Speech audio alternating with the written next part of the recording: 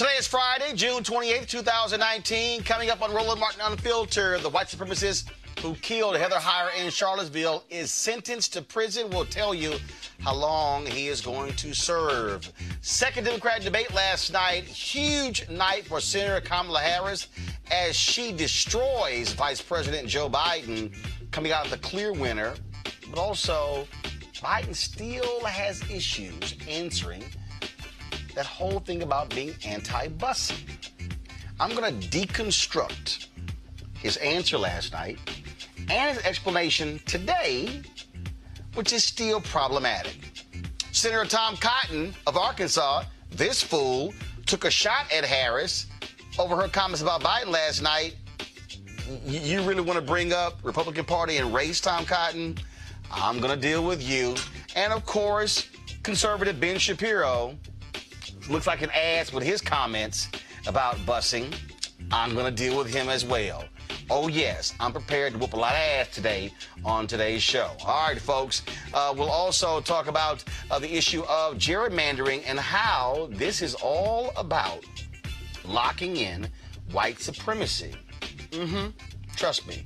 Wait till you hear what my guest has to say. Also, a top chicken company cuts off black farmers. We'll talk to a reporter with ProPublica who broke down this story. And we'll also discuss an Alabama woman being charged for the death of her unborn child because she was shot. And today marks the anniversary, the 50th anniversary of the beginning of the Stonewall riots. Folks, it's time to bring the funk on Roland Martin Unfiltered. Let's go.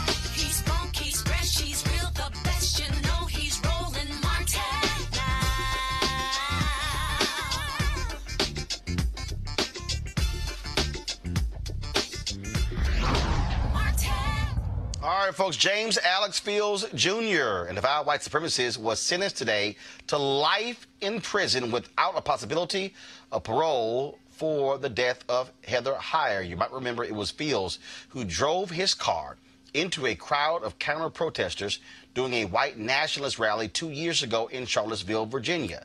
Heather Heyer was killed. 19 others were injured. Then, of course, today he talked about how sorry he was. Now, earlier, his attorneys asked for leniency, saying he was only in his 20s and had so much to live for. Well, Heather Heyer is dead, and that racist is now going to spend the rest of his life in prison, as well as he should. All right, folks, last night was part two of a 2020 Democrat presidential debate, and last night was 10 candidates. The previous night it was 10 candidates, and oh my goodness, it was lots of drama last night. And we'll start first off with this here. Mayor Pete Buttigieg was asked a question about his city's police problems, and of course, the recent shooting death of a black man. This is what he had to say. My community is in anguish right now because of an officer-involved shooting. A black man, Eric Logan, killed by a white officer. And I'm not allowed to take sides until the investigation comes back. The officer said he was attacked with a knife, but he didn't have his body camera on. It's a mess, and we're hurting. And I could walk you through all of the things that we have done as a community, all of the steps that we took from bias training to de-escalation, but it didn't save the life of Eric Logan. And when I look into his mother's eyes, I have to face the fact that nothing that I say will bring him back. This is an issue that is facing our community and so many communities around the country. And until we move policing out from the shadow of systemic racism, whatever this particular incident teaches us, we will be left with the bigger problem of the fact that there's a wall of mistrust put up one racist act at a time, not just from what's happened in the past, but from what's happening around the country in the present. It threatens the well-being of every community. And I am determined to bring about a day when a white person driving a vehicle and a black person driving a vehicle, when they see a police officer approaching, feels the exact same thing, a feeling not of fear, but of safety. I'm determined to bring that day about. Thank you. It was a huge night for Senator Kamala Harris of California as she came out firing on all cylinders, and the person she had in her sight, former Vice President Joe Biden. I will release children from cages. I will get rid of the private detention centers, and I will ensure that this microphone that the President of the United States holds in her hand is used in a way that is about reflecting the values of our country and not about locking children up, separating them from their parents. Well, when elected President of the United States, I will give the United States Congress 100 days to pull their act together, bring all these good ideas together, and put a bill on my desk for signature. And if they do not, I will take executive action, and I will put in place the most comprehensive background check policy we've had. I will require the ATF to take the licenses of gun dealers who violate the law, and I will ban by executive order the importation of assault weapons. Because I'm going to tell you, as a prosecutor, I have seen more autopsy photographs than I care to tell you. I have hugged more mothers who are the mothers of homicide victims, and I have attended more police officer funerals. It is enough. It is enough. Part of the issue that is at play in America today, and we've all been traveling around the country, I certainly have, I'm meeting people who are working 2 and 3 jobs. You know, this president walks around talking about and flouting his great economy, right? My great economy, my great economy. You ask him, well, how are you measuring this greatness of this economy of yours? And he talks about the stock market. Well, that's fine if you own stocks. So many families in America do not.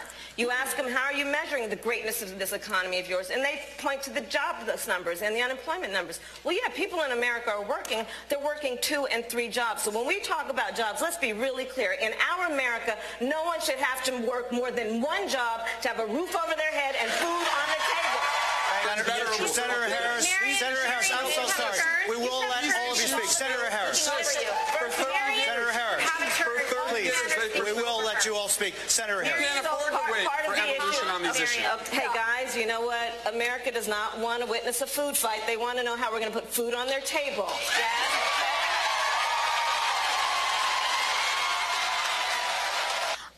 There is not a black man I know, be he a relative, a friend, or a coworker, who has not been the subject of some form of profiling or discrimination. Growing up, my sister and I had to deal with the neighbor who told us her parents couldn't play with us because we were black. And I will say also that in this campaign, we've also heard, and I'm going to now direct this at Vice President Biden, I do not believe you are a racist. And I agree with you when you commit yourself to the importance of finding common ground. But I also believe, and it's personal, and I was actually it was hurtful to hear you talk about the reputations of 2 United States senators who built their reputations and career on the segregation of race in this country. And it was not only that, but you also worked with them to oppose busing. And, you know, there was a little girl in California who was part of the 2nd class to integrate her public schools. And she was bused to school every day. And that little girl was me. Vice President Biden, do you agree today that you were wrong to oppose busing in America then? No. Do you agree? I did not oppose busing in America. What I opposed is busing ordered by the Department of Education.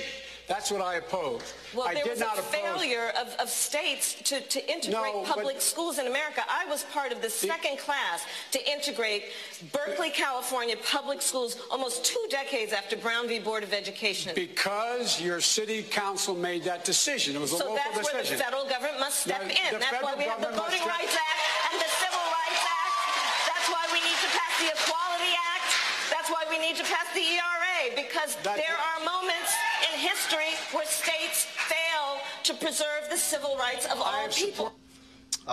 That was a moment there where Vice President Joe Biden just got himself destroyed. Today, he spoke at Reverend Jackson's Rainbow Push Conference in Chicago, and he addressed last night. Well, look, Before I start, I'd like to say something about the debate we had last night. And I heard and I listened to and I respect Senator Harris. But, you know, we all know that 30 seconds to 60 seconds on a campaign debate exchange can't do justice to a lifetime committed to civil rights. I want to be absolutely clear about my record and position on racial justice, including busing. I never, ever opposed voluntary busing. And as a program that Senator Harris participated in, and it made a difference in her life. I did support federal action to address root causes of segregation in our schools and our communities, including taking on the banks and redlining and trying to change the way in which neighborhoods were segregated. I've always been in favor of using federal authority to overcome state-initiated segregation. Look, what presidents say matters. It matters. And by the way, when we stay silent, our silence is complicity. That's what I learned from my dad. Your silence is complicity. You know, I promise you, if I get elected president, I will be a president who stands against racism, the forces of inclusion and intolerance everywhere in our society, in our institutions, in our voting booths, and in our hearts. It matters what we say. All right, folks, allow me to deconstruct what Biden's problem is, okay? You heard him speak at the debate. He tried to push back against Senator Kamala Harris. Then he goes before Rainbow Push, and what he says is he supported voluntary busing, but he opposed the Department of Education mandating busing. Now, let me take y'all back to the 60s. You look at the Black Freedom Movement starting August 28th, really August 28th, 1955, with the lynching of Emmett Till. The Montgomery bus boycott starts December 1st, 1955, okay, in Montgomery, Alabama.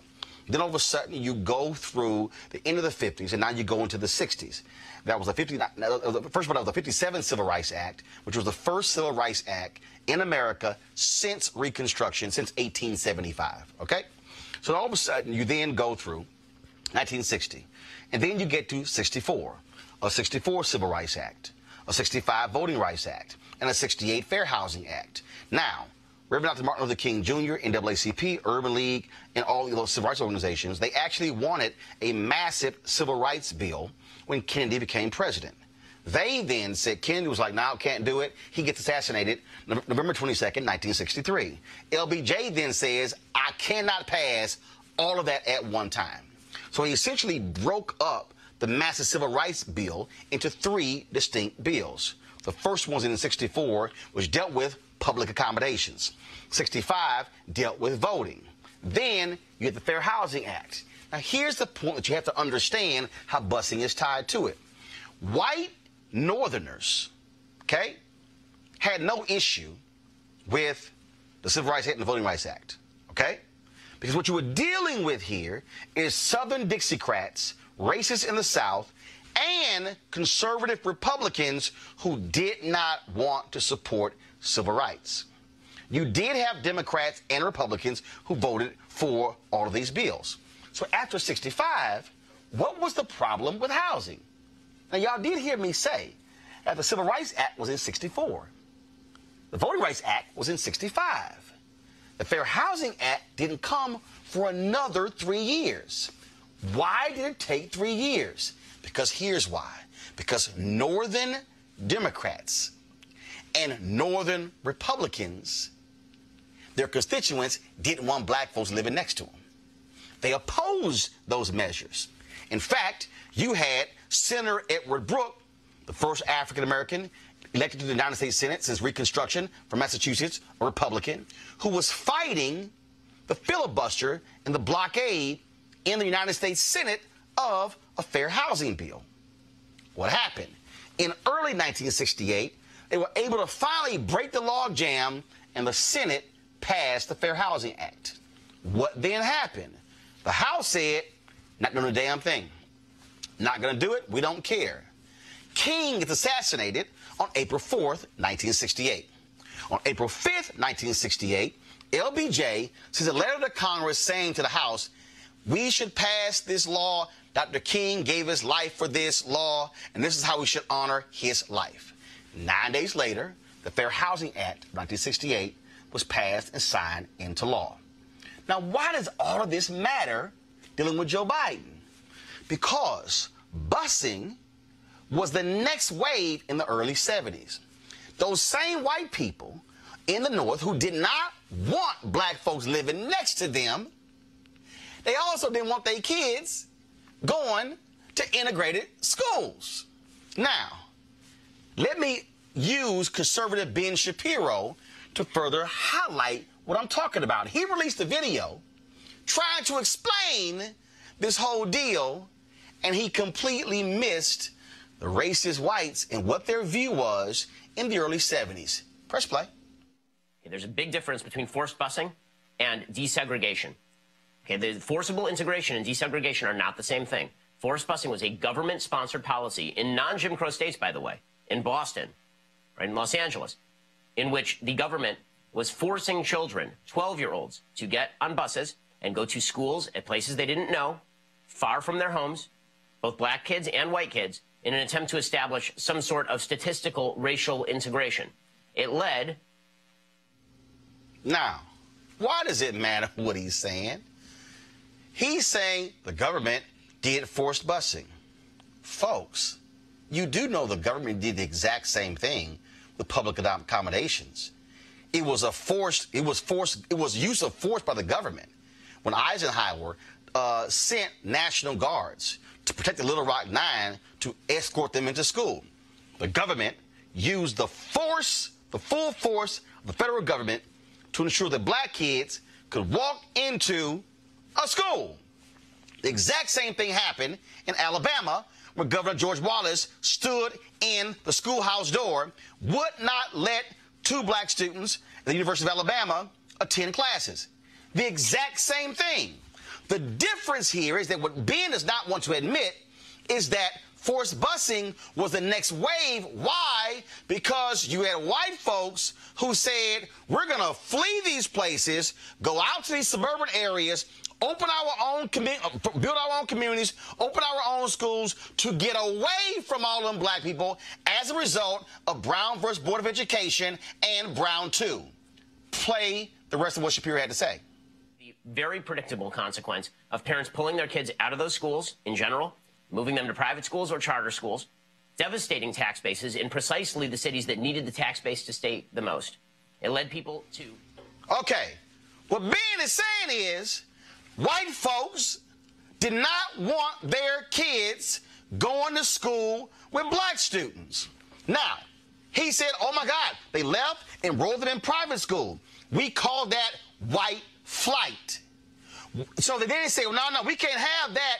Why did they enroll them in private schools? Private schools were not governed by the government. Public schools were. What does this have? Okay, you know what? Press play, and I'll fully explain how Joe Biden is mixed in all of this.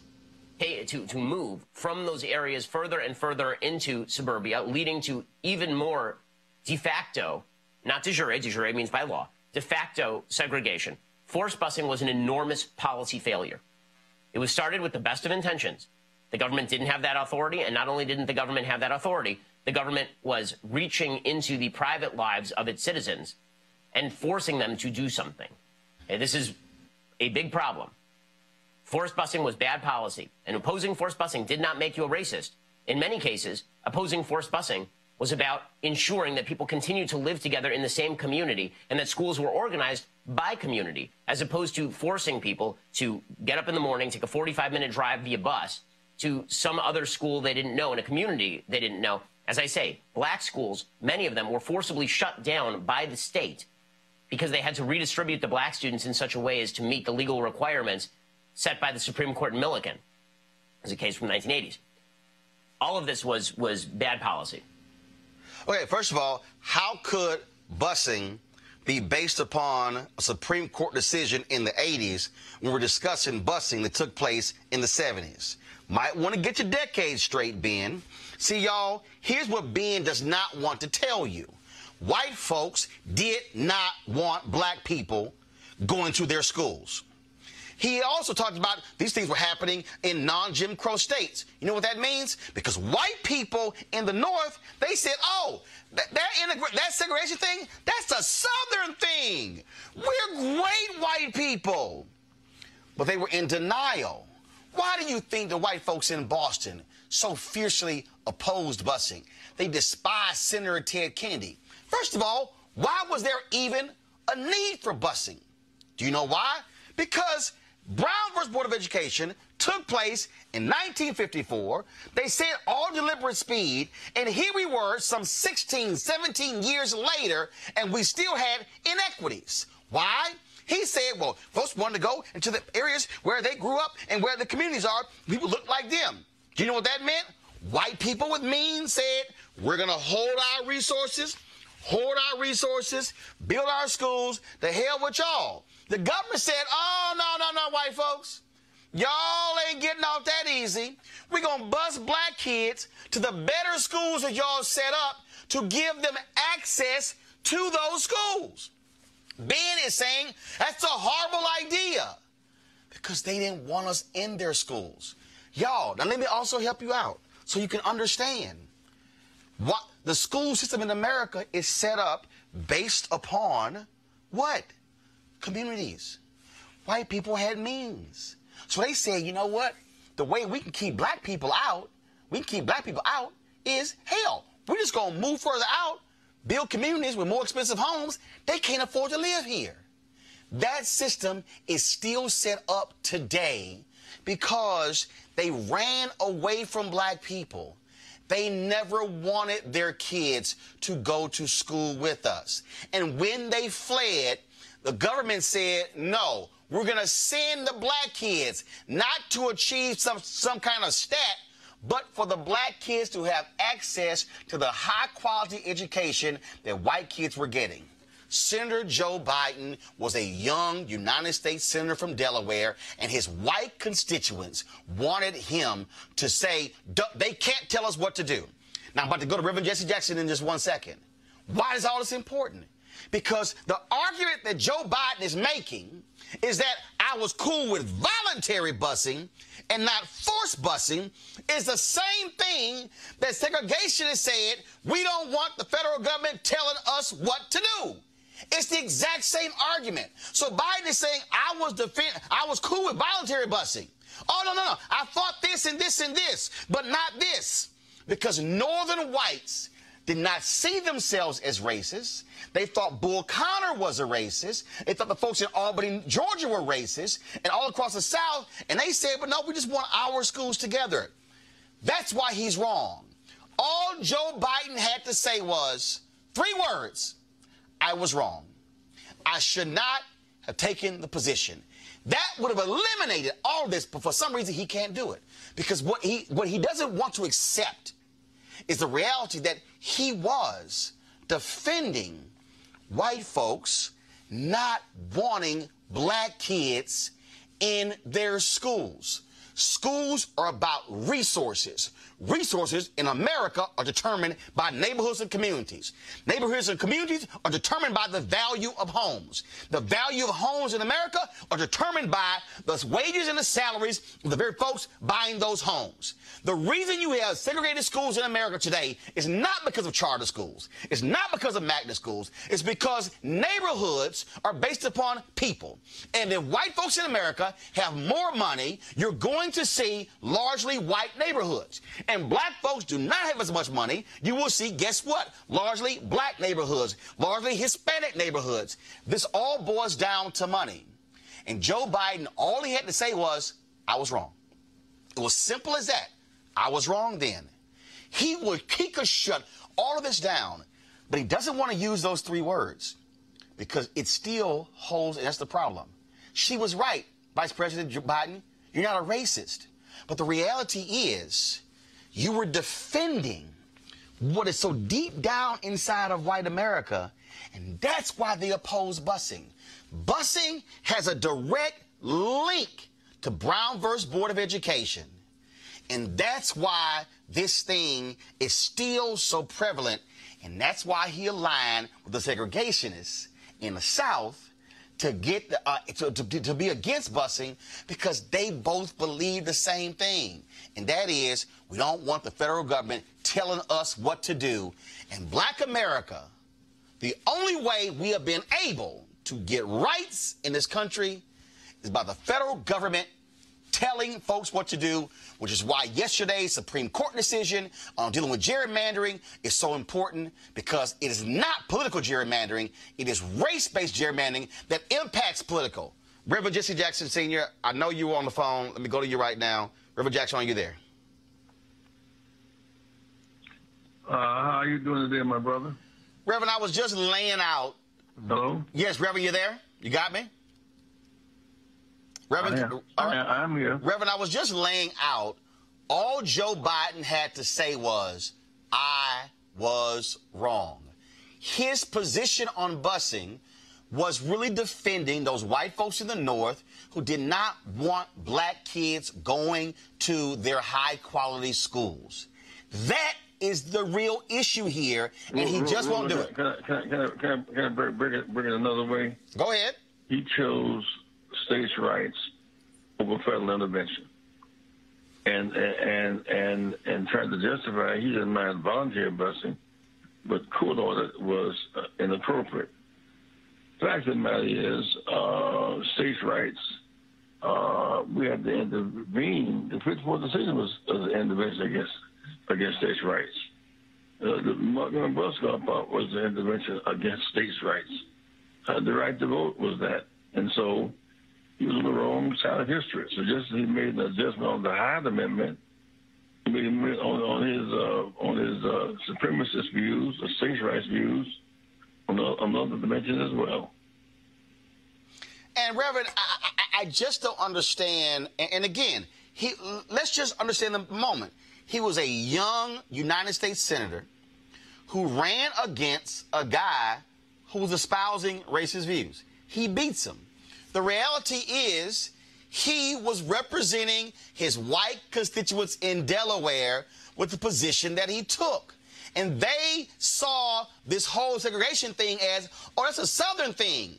But when the federal government said, hold up, North, y'all got some racism too, the white folks said, oh, hell no, what are y'all doing? That's Alabama, Mississippi. This is not us. And they said, yes, Brown versus Board of Education impacts y'all too.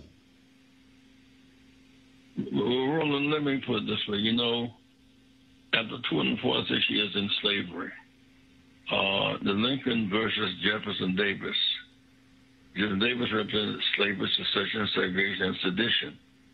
And Lincoln made the decision, a very practical decision, to free us, and we saved him.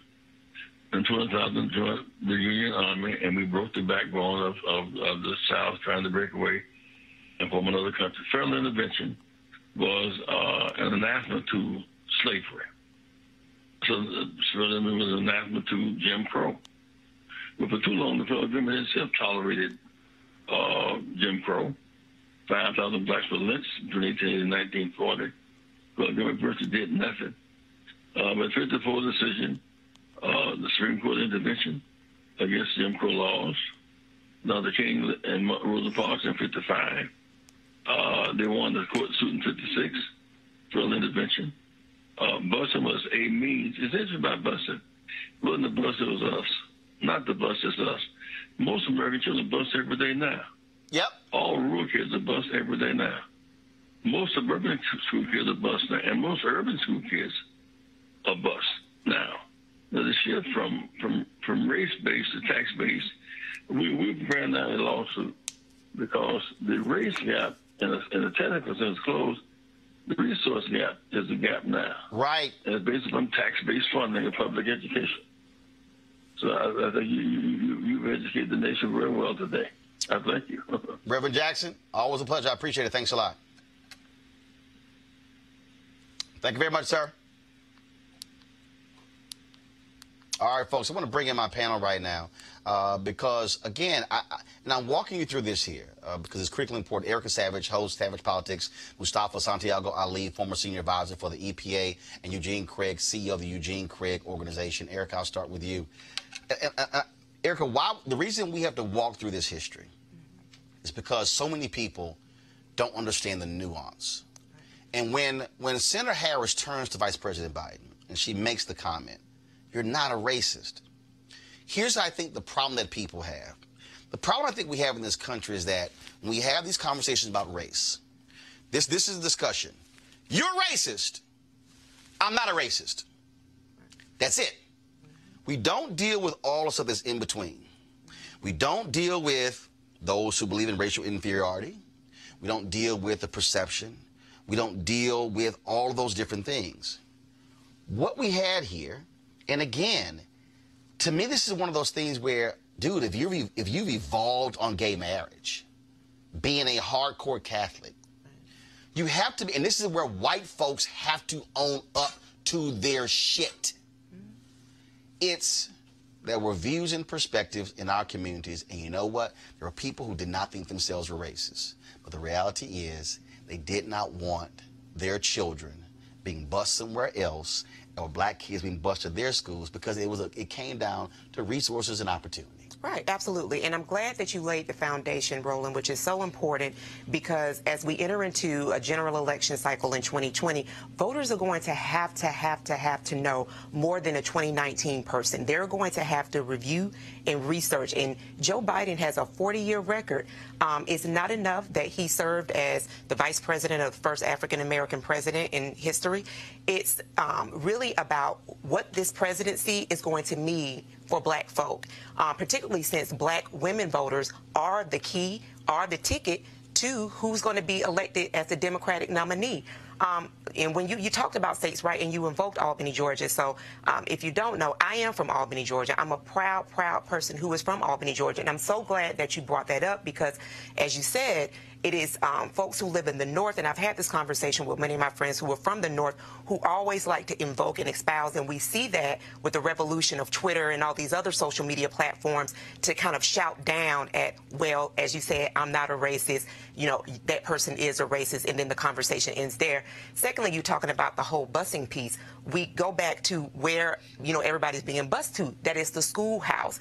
And so in those traditional settings, this type of information is not brought forth, which is why it is incumbent and it is so important for people to really review, look back, find out how all these things connect so that that person becomes a more informed voter and then has a better understanding why they're seeing gentrification happening on steroids, right, who opportunity zones are for. Those things are very important as voters head to the ballot. I want y'all to re-rack Biden speaking to the Rainbow Push. I want y'all to let me know when that is ready. And so play it. I'm going to go to Mustafa. But I need y'all to listen to what he says. I need y'all to understand, listen to what he says, and I'm going to connect this thing to 2019. Press play. Well, look, before I start, I'd like to say something about the debate we had last night. And I heard and I listened to and I respect Senator Harris. But, you know, we all know that 30 seconds to 60 seconds on a campaign debate exchange can't do justice to a lifetime committed to civil rights. I want to be absolutely clear about my record and position on racial justice, including busing. I never, ever opposed voluntary busing.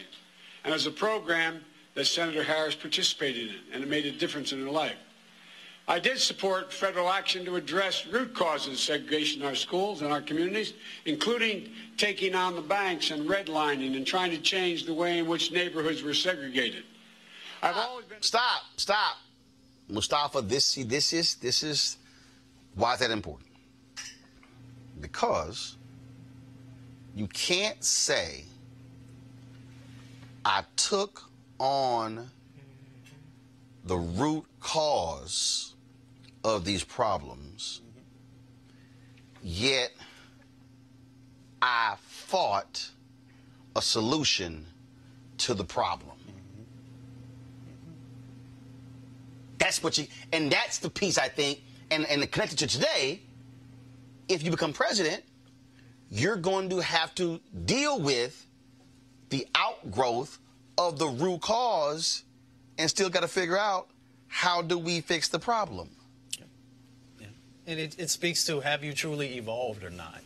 You know, he unfortunately continues to be anchored to the past and some of the decisions that he made incorrectly.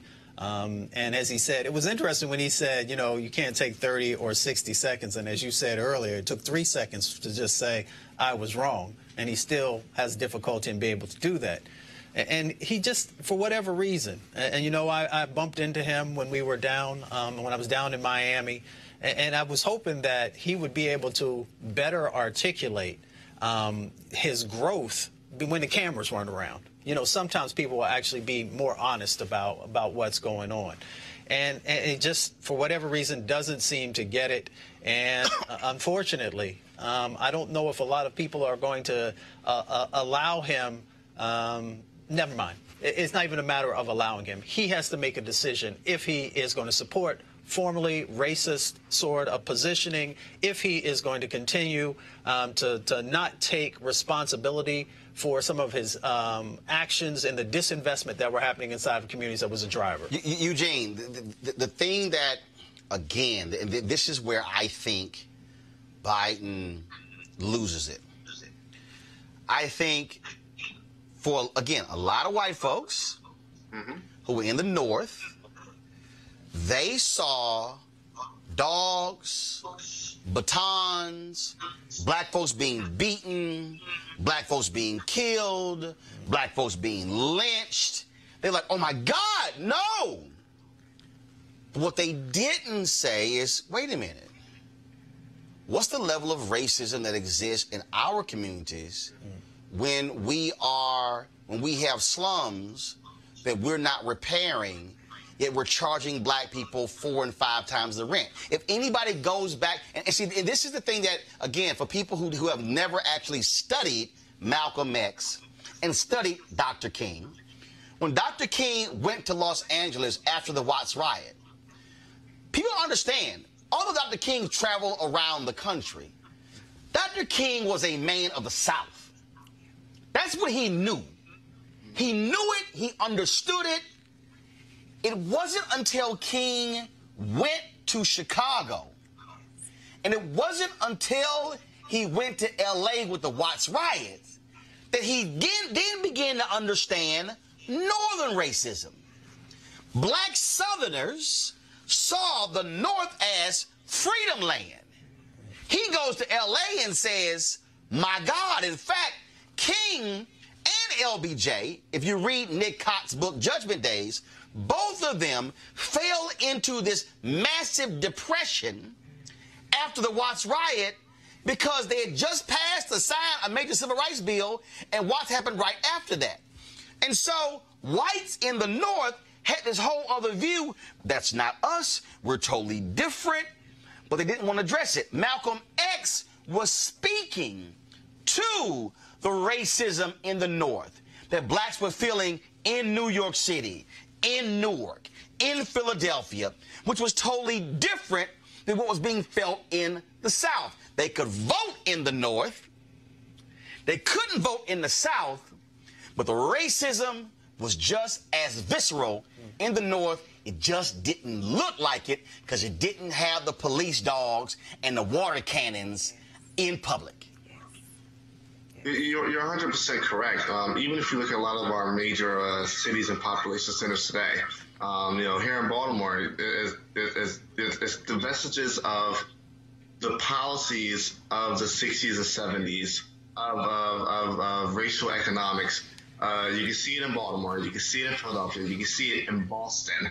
You know, was home of our American Revolution. You can still see it in today. It's something that is not just a thing of the past, something that is very well alive in the present. It's one of the drivers of the whole of the gentrification fight, where now white folk are trying to move back to these urban population centers and driving up costs of things. But to address Joe Biden. I think it's actually very sad that he just can't admit fault and move forward from it. From a political standpoint, what's going on with him is what goes on with a lot of presidential campaigns and a lot of high-level campaigns where they'll black staff but not listen to the black staff and go whatever their white advisor tells them to do. So I can't get that he had somebody like Keisha Lance or Cedric Rick or Simone Sanders in his ear and still continuing going out and letting this issue thrive faster, even to the point. And again, I need folks to understand. I know exactly what Senator Kamala Harris was saying when she made her point. First of all, guys, let me know if Ellie Mistall, executive editor of Above the Law and contributor to The Nation, if we have pulled him up, please. I'm going to pull him into this. So I'm going to pull him in this conversation and tie him into something that he wrote. Ellie, are you there? I'm here. Can you hear me? Yeah, I can hear you. So you wrote a piece dealing with the Supreme Court ruling, dealing with political gerrymandering and the impact on race. And the reality is this here. And folks, and for all y'all who are watching and listening, I'm purposely tying all this stuff together because it is all knitted together just in different ways. In North Carolina, they initially fought the gerrymandering utilizing race. Reverend William Barber and the NAACP, they focused on race. Common Cause said, no, we're going to focus on political gerrymandering. Folks, they won by focusing on racial gerrymandering. The liberal white folks decided, well, no, let's go for political. So what now happens? The political case goes to the Supreme Court, gets kicked back 5-4 because they didn't listen to black people. What you're dealing with this gerrymandering case, Ellie, is also tied to this whole Biden thing in the past with busing, because what you have is you have folks who want to talk about America in the abstract. So when Biden says, I was focusing on things that were the root cause, what that really means, if I could somehow redefine what he said, is I'm focusing on that other stuff. But when it came into his backyard, when it came into his constituents' backyard, they said, hey, y'all go deal with that other stuff, not what's happening in my backyard. And that's really what Biden was dealing with when he opposed busing. And white America, Ellie, just can't get past this notion that if they didn't have a Klan robe or they were not sicking dogs on people, that somehow I had no racial feeling whatsoever. That's really what's at play here.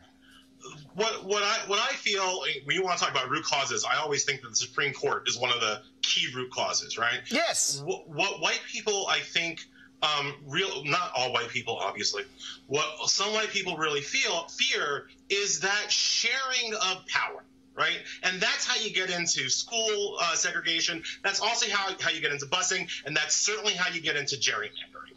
What gerrymandering is trying to do when white people do it is to keep from having to share power with the minorities in their community, right? Like if you have a district with equal representation, Democrats and Republicans split into 4 districts, there are lots of ways that you can do that. You can make 4 districts that are 50-50 Democrat-Republican. You could make 2 districts that are Republican and 2 districts that are Democrats, or you could make 3 districts that are Republican and 1 super district that's Democrat, and that's what the gerrymanderers, that's what the Republicans want to do. That is essentially what they did in North Carolina. So now there are 2 different ways, and you brought this up, and it's a really important point.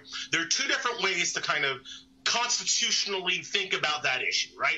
On the one hand, you can think about it as a political gerrymander, the way that I just split it up, Democrats, Republicans. The other way you can do it is that you can think about it as a racial gerrymander. You want to put all the white people in the 3 districts and all the black people in the 1 district, right? What Roberts did yesterday, in honestly one of the worst decisions that I have read, is that he parsed the difference between political gerrymandering and racial gerrymandering, trying to say that he was trying to help black people, by the way. We'll get to that. But he parsed the difference between political gerrymandering and racial gerrymandering and said that when it's political, when the Republicans are just doing it to beat the crap out of the Democrats, that's not just constitutionally fine. That means that is so constitutional that the courts cannot even review it. The only way in that situation that you can get redress for having your vote essentially gerrymandered out of existence is to win an election, which is a completely Kafkaesque circular argument that Roberts laid down. But when it comes to the racial gerrymander, oh, no. Then the courts can allegedly still strike down a gerrymander that's just about race, because that would violate equal protection. And that seems like a victory for black people, but it ain't. Because what Roberts wants to do with that, and what especially your boy Clarence Thomas wants to do with that, is that he wants to say that gerrymanders that have been done so that black people can have pick their own representative, right? So that Harlem can have a representative for Harlem and not a representative for the Upper West Side of New York, which might not turn out to be a person of color. So they want to, Clarence Thomas and John Roberts want to be able to strike down that gerrymander and say that you can't break up your districts so that you can make sure that you have a black representative, a Latino representative, and a Jewish representative, and a LGBT representative. No. That's unconstitutional. But if you just want to do it so that Republicans beat the crap out of Democrats every day, that's fine. And that was the decision. And what you're dealing with, Erica, and again, we're knitting all this together, folks, because you need to understand the commentary I did yesterday about how all of these things are interrelated: the political, the local, the state, the national, and the courts. If you go back to, I believe it was 1883, when the Supreme Court invalidated the 1875 Civil Rights Act, and they literally wrote, the Supreme Court, to Ellie's point about how they really really made a determination in America whether we were going to have true segregation or we're going to have freedom, depending upon the time period you're living in. That Supreme Court literally said Congress could not outlaw segregation because of states' rights. And so when Biden is saying, I was for voluntary, not forced, what he's saying is, I didn't want the federal government telling a local city council or a local city school district or a local county government or what to do. Well, that is exactly why the federal government had to intervene, because, as Ellie just laid out, when white folks are in control of the levers of power, they are going to use it to their benefit. Absolutely. And Senate Majority Leader Mitch McConnell keeps continuing to prove that over and over again. And you brought up Tom Cotton earlier in that tweet that he sent out, which is juxtaposes Ronald Reagan when he ran, goes down to Mississippi, and he's winking and nodding and telling them, listen, I'm not going to take away your state's right. I will be the president of the United States, but I'm your president as well. So it doesn't just cross, it's not just concentrated in one party. It goes to one dominant race's own interest. And so that, again, is also why it's important to be a student of history and also to pay attention to global history, what we saw happen in South Africa, where you do have a majority of people that are locked out of power because the minority, the minority folks are locked out of power because the majority saw the wave coming, and they solidify a concentration where it doesn't matter if it's 80% of you all. We will still retain political power. Eugene, I'm going to go to you right now, then Mustafa. Pull up the tweet of Tom Cotton. So I'm going to link that to this, folks. This is what Tom Cotton, of course, Republican from Arkansas, this is what he had the audacity, the unmitigated gall to tweet last night after the Democratic debate. Pull the tweet up, folks.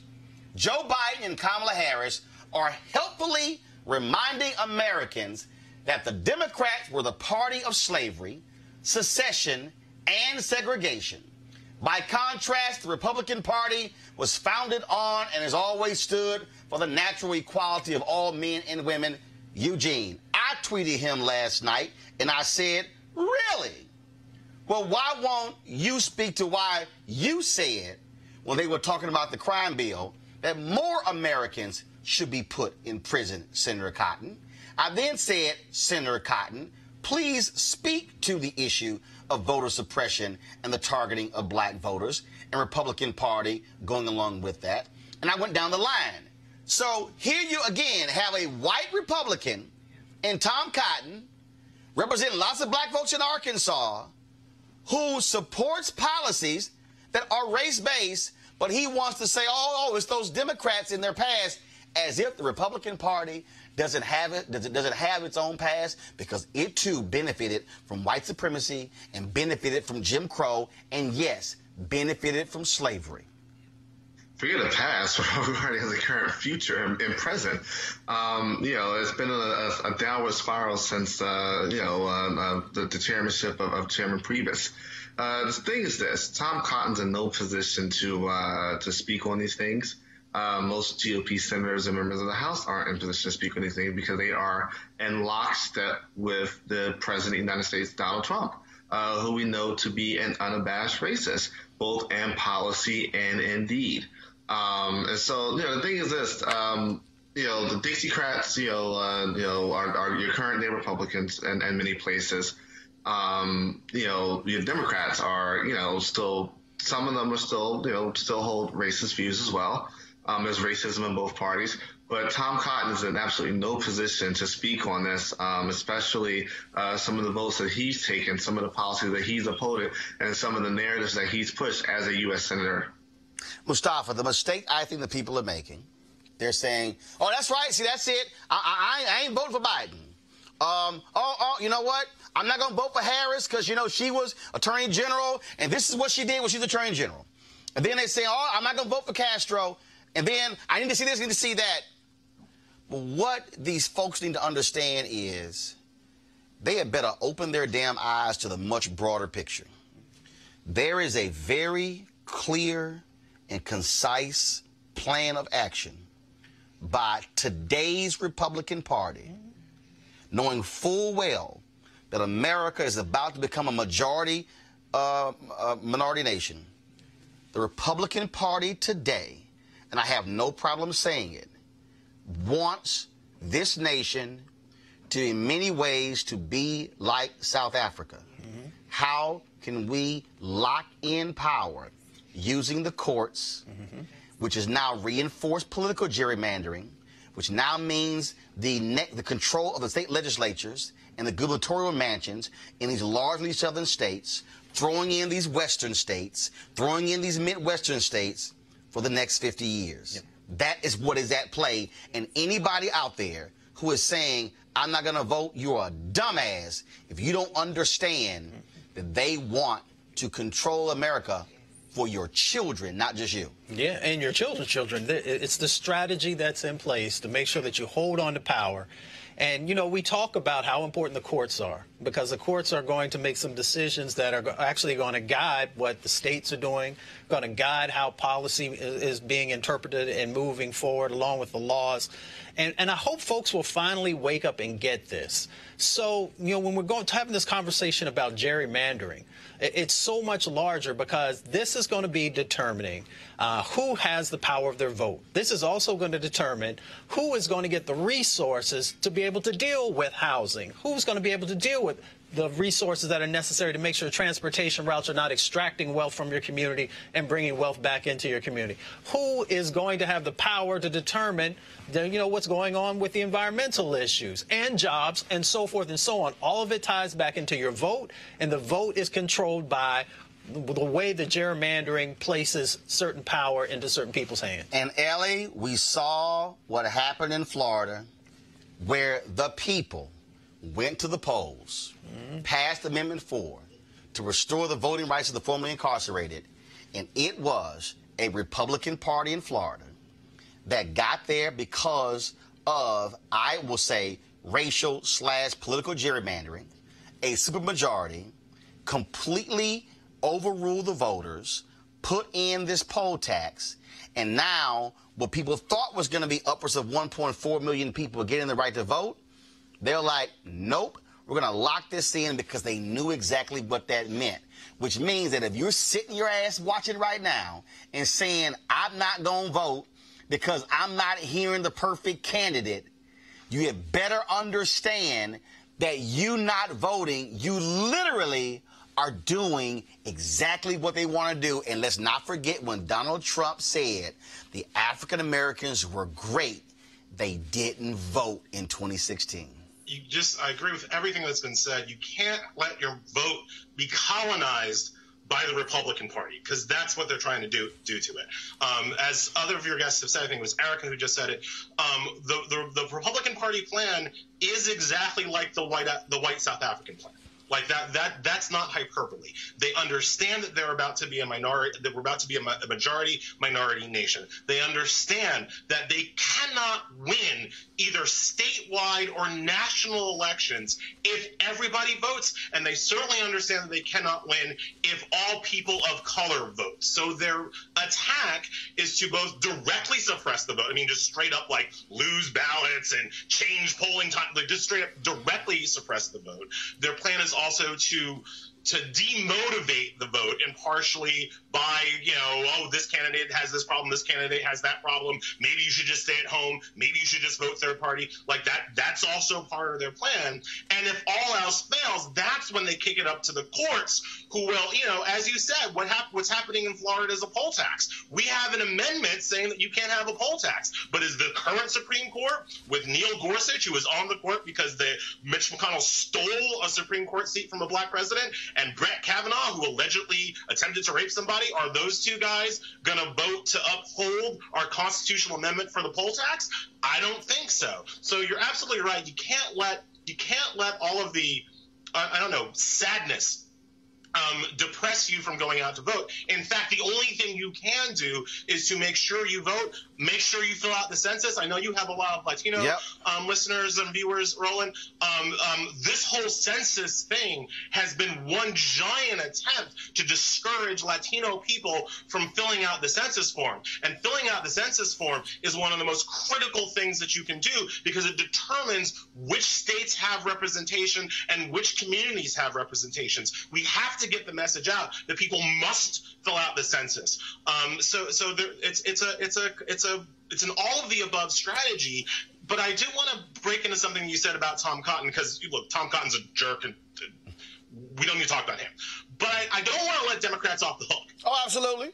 Because when the Democrats get in power, they do not do the kinds of things that are necessary to protect us from when the Republicans inevitably, cyclically retake power. The Democrats do not do a good job of appointing hardcore progressive and liberal judges who are going to defend our rights. Right. The Democrats do not do the job of putting in place the legal protections that people of color need to protect their votes. So the Democrats have some of this blood on their hands. Absolutely. Which is why the election of an Alexandria Ocasio-Cortez, and Ayanna Pressley, Tlaib in Detroit, an Ilhan Omar in Minneapolis is critically important, because you need folks who understand that. And that's the piece there, which means you can't get an AOC or an Ayanna Pressley or an Ilhan Omar if you don't vote.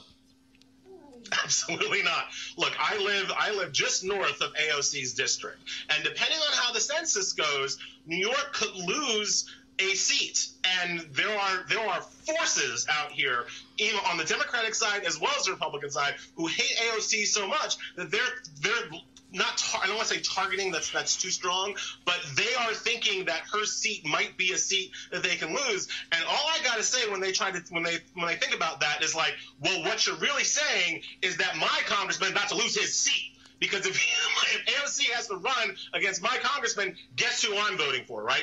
And African Americans, Latino Americans, that's how we have to be. That's how we have to start voting. We have to start voting for what we want and not vote against what we're scared of. Elliot Mistal, I appreciate it, man. Thank you so very much. Thank you so much for having me on. All right, folks. There's a reason I'm walking y'all through this. There's a reason why we're trying to connect history with present day. I really hope Joe Biden and his campaign watches this last hour to understand how these things are all interconnected. And speaking of how they're interconnected, we come back from this break. We're going to talk to a reporter from ProPublica who has a story about how major chicken companies have been targeting black farmers one by one to put them out of business. That's next, Roland Martin Unfiltered. You want to check out Roland Martin Unfiltered? YouTube.com/Roland S. Martin. And subscribe to our YouTube channel. There's only one daily digital show out here that keeps it black and keep it real. It's Roland Martin Unfiltered. See that name right there? Roland Martin Unfiltered. Like, share, and subscribe to our YouTube channel. That's youtube.com/Roland S. Martin. And don't forget to turn on your notifications so when we go live, you'll know it. Hey, folks, marijuanastock.org has another great investment opportunity. If you were lucky enough to invest in their last crowdfunding campaign, you know they raised a ton of money in just a few months investing in legal marijuana farms. Those initial investors now own shares of a publicly traded company. They are certainly on fire. And now they have a new investment opportunity that is as good, if not even better, than the last. I'm talking about industrial hemp CBD. For those who don't know, the hemp plant is the cousin to marijuana with a much higher concentration of CBD, which means hemp CBD gives you all of the medical benefits of marijuana without getting you high. Until recently, hemp farming was practically illegal in the United States and heavily regulated by the DEA. However, the 2018 Farm Bill changed all of that. It is now legal to grow hemp CBD in the U.S., creating one of the largest commodities worldwide. They need land to grow all of the plants, which makes for an incredible investment opportunity. And that's where our good friends at 420 Real Estate come in.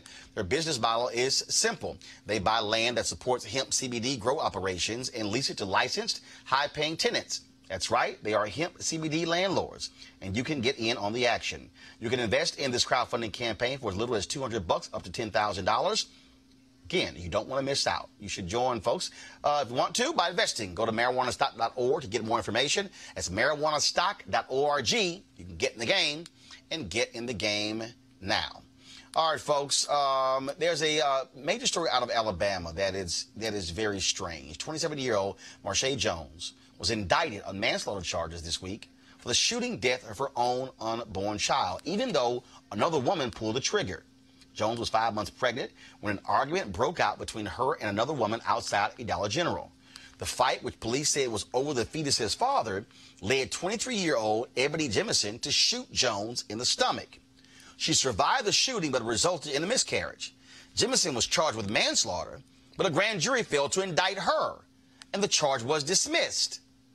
Abortion rights activists see this as an example of how restrictive Alabama abortion laws may open the door to charges in non-abortion cases. How the hell do you charge the woman who got shot, who lost a baby? Well, just to kind of paraphrase Malcolm X, the most disrespected person in our nation is the black woman. And this history lesson that folks are getting, this goes back to the criminalization of black women. When you start looking at terms as such as welfare queens, when you start looking at definitions of mother, just even on a Google image search, you don't see black women. So largely the population doesn't see black women in a healthy way as being mothers who actually care for their children. So what this case breaks out is the reproductive rights folks are jumping on it duly, but also looking at it very much so broader to see how really the nation looks at black women, so that the woman that shot her, the grand jury said that, well, no, you can go home for this shooting that happened back in December. But then you have Ms. Jones, who's sitting in prison on $50,000 bond, mourning and grieving the death of her unborn child, and then also fighting for her freedom. Mustafa, I just don't understand the logic behind the woman who gets shot, the woman who was hospitalized because she got shot, the woman who loses the baby because she got shot. She gets charged with what? Right. It's almost unthinkable, some of the stuff that these folks are doing, but it goes to what you said. You know, it is a lack of value that we place on black lives, and especially on black women's lives. But it also talks about these archaic laws. Even if they're created recently, they actually seem to go backwards in time with how they focus on communities of color and how we are so easily incarcerated. But this goes to the greater narrative that we're having here today about our vote, about the people who get put into positions of power, about the judges who are making decisions around the sentencing that's in this space. And it goes back to us reclaiming our power. Absolutely. And to add to what Mufasa said as well, the fetal homicide law, which is what was applied to Ms. Jones, but that is also in 38 states. So it also ties into what you were saying, Roland, and not for people to look at the South. This took place in Alabama, and it was highlighted for that reason. But to also look at this is nationwide. This is not a problem of the South. This is a nationwide problem. Eugene, they indicted Jones on manslaughter because they said she initiated the fight.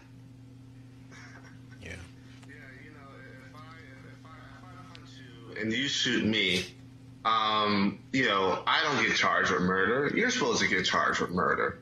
But this is what we see, and I think it would be a mischaracterization to call Alabama backwards. I don't think there's an actual proper characterization of what we're looking at here.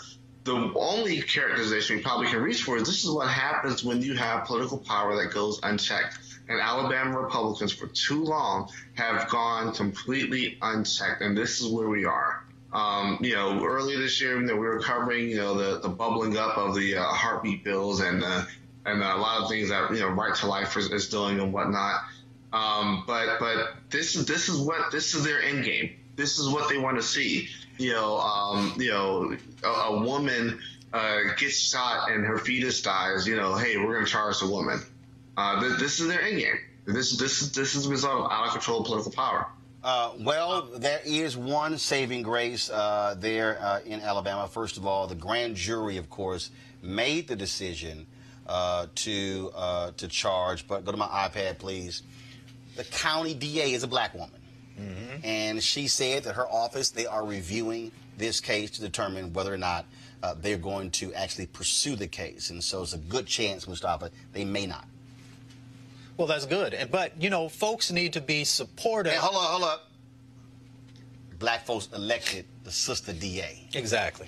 Again, going back to why you got to vote. Exactly. And we should be supportive. People should write in. People should make phone calls. People should do everything to make sure that she has the voice of the community behind her, the voice of the county, and to make sure that, we just got to speak out. But we also got to utilize our power.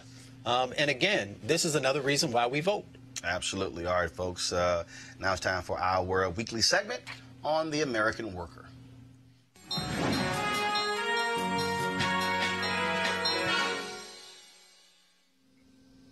All right, folks. So you should have a video there. Now play for the American worker. So go ahead and play it. We're out here today we filed charges against UC because UC is outsourcing our jobs. We've had ortho techs that have gotten letters for 36 months that saying they're not going to get a lateral transfer. Their jobs are going to be gone. And if they want a job, they have to go through a third-party company. And that is not okay. We need to be respected on our jobs so that way we can give the patient care we need to give for our patients. We need to have safe jobs. We need to not come to work in fear that our job's going to be gone tomorrow because of outsourcing. And however long it takes, whether it takes another day, another week, another month, we need to stay on the fight. Whether one day longer, one day stronger, we need to be out here fighting. All right, we surely appreciate AFSCME for being one of our partners here at Roland Martin Unfiltered. All right, folks, now time for HBCU Giving Day.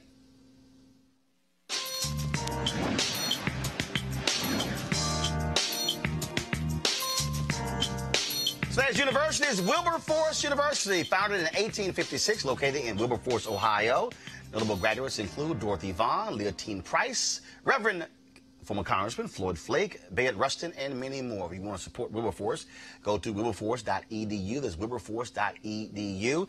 I've had an opportunity to speak on their campus and also address their alumni. And so, I spoke to the Alphas had an event there, and I spoke on their campus years ago, and then, of course, also spoke to their alumni at their annual conference in Philadelphia. And so, again, support wilberforce.edu.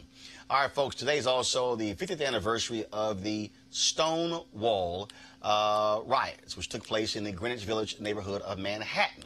The series of spontaneous, violent demonstrations, also referred to as the Stonewall Uprising or Rebellion, started at the Stonewall Inn because of an early morning police raid. The uprising lasted for 3 days. Those riots are considered to be the most important event leading to the gay liberation movement and the modern fight for LGBTQ rights in the United States. And it was an African-American who also was, of course, one of the leaders of that. Erica shaking her head. Right. Absolutely.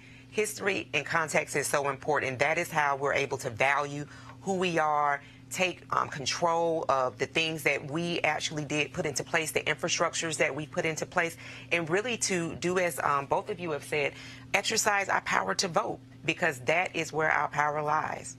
Mustafa?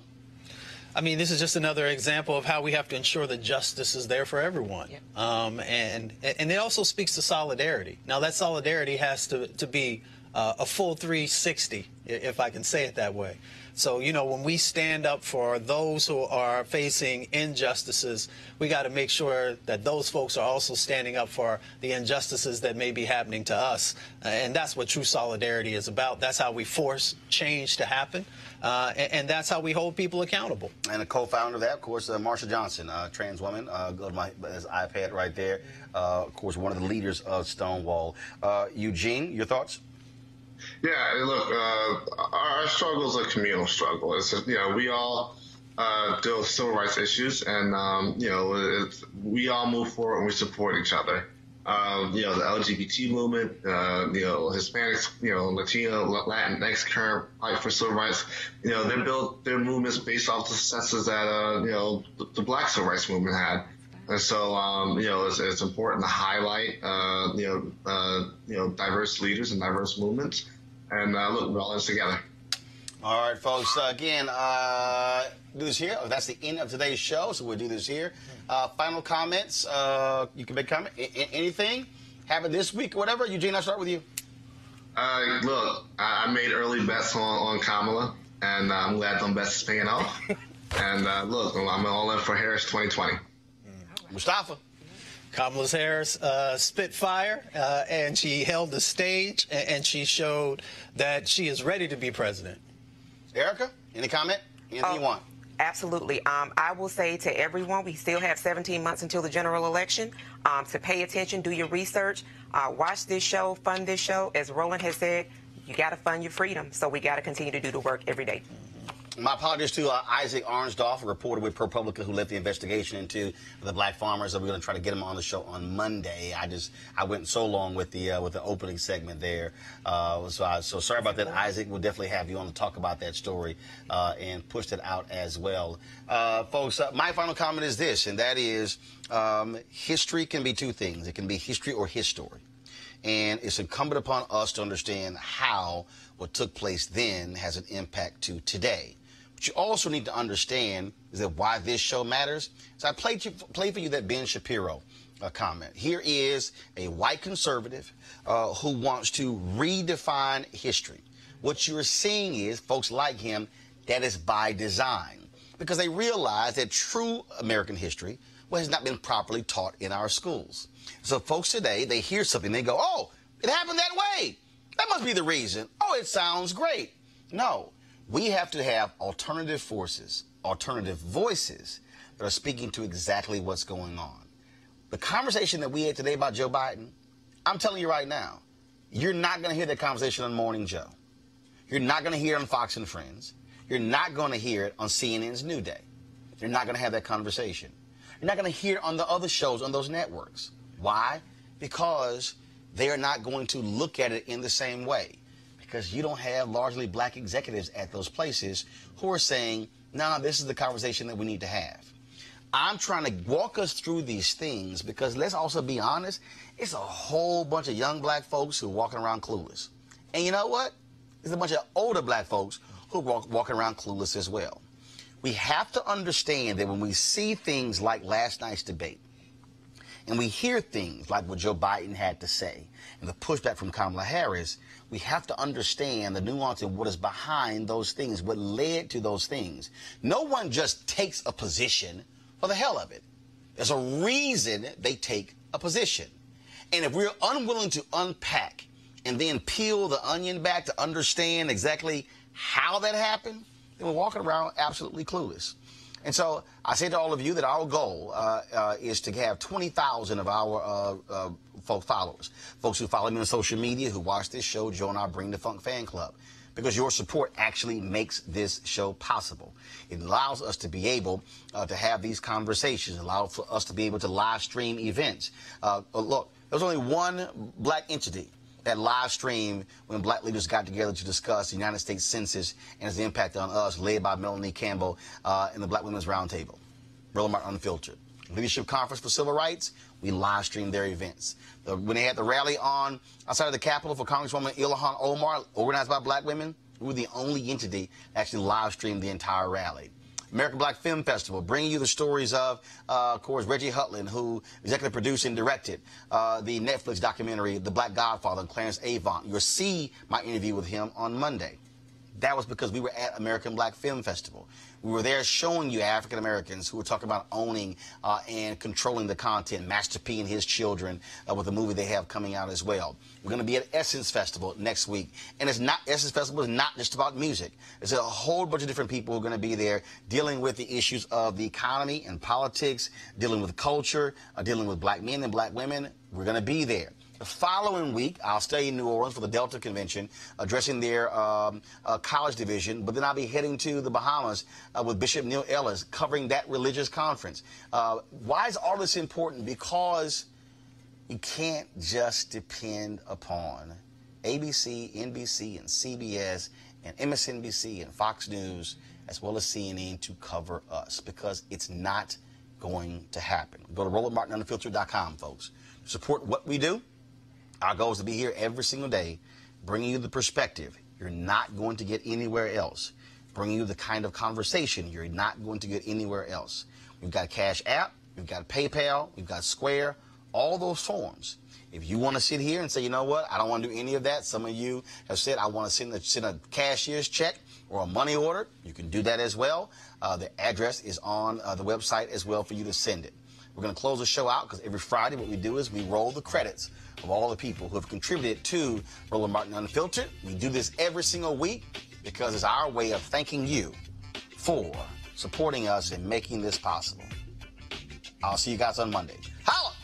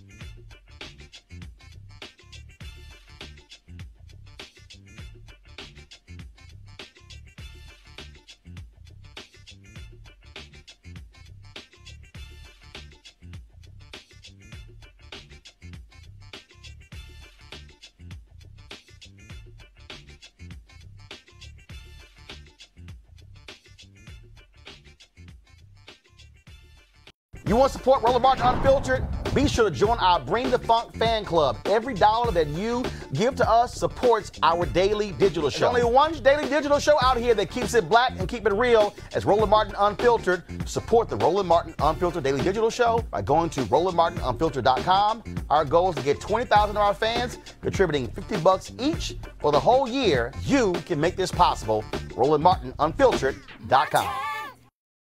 Hey fam, want to check out Roland Martin Unfiltered, the blackest show on all of digital, cable, and broadcast. Check out our audio podcast. There's only one daily digital show out here that keeps it black and keep it real as Roland Martin Unfiltered. Press play. Hey fam, I want you to like, share, and subscribe to our YouTube channel, youtube.com/Roland S. Martin. And don't forget to turn on your notifications. Hey everybody, this is Sherry Shepherd. You're watching Roland Martin Unfiltered. And while he's doing Unfiltered, I'm practicing the wobble. Yes, I am. Because Roland Martin's the one, he will do it backwards, he will do it on the side. He messes everybody up when he gets into the wobble because he doesn't know how to do it, so he does it backwards. And it messes me up every single time. So I'm working on it. I got it. You got Roland Martin. Hi, my name is LaToya Luckett, and you're watching Roland Martin Unfiltered.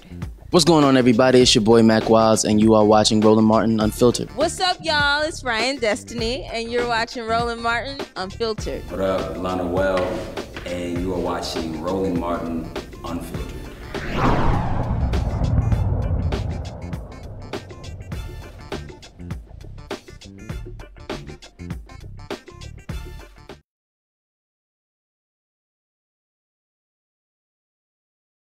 You want to check out Roland Martin Unfiltered? youtube.com/Roland S. Martin. And subscribe to our YouTube channel. There's only one daily digital show out here that keeps it black and keep it real. It's Roland Martin Unfiltered. See that name right there? Roland Martin Unfiltered. Like, share, and subscribe to our YouTube channel. That's youtube.com/Roland S. Martin. And don't forget to turn on your notifications so when we go live, you'll know it.